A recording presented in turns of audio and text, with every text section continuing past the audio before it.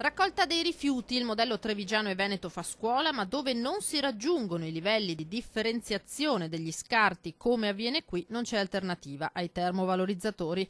Il presidente del Veneto Luca Zaia si schiera al fianco del ministro dell'Interno Matteo Salvini, secondo cui per risolvere il problema cronico della Campania va aperto un impianto in ogni provincia. Passo che la Marca non ha dovuto compiere grazie proprio al percorso verso la differenziata spinta. Io sono artefice di quel modello, noi abbiamo chiuso tutte le discariche e fatto un accordo con i cittadini. La raccolta differenziata, Treviso supera l'85% di raccolta differenziata, abbiamo chiuso le discariche.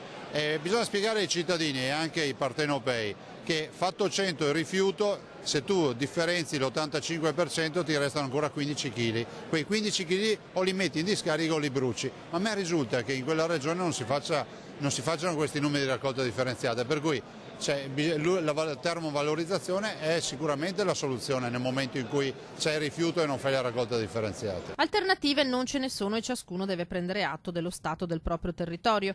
Quanto allo scontro tra Salvini e l'altro vice premier Luigi Di Maio, su questo terreno Zaia non drammatizza. Lo scontro immagino sia più giornalistico che altro. Io penso che Salvini non abbia detto assolutamente un'eresia, ha fatto un ragionamento logico. Se non fai differenziazione, se non arrivi all'85%, vuol dire che il 100% qualcuno te lo deve smaltire, l'unico smaltimento è bruciare.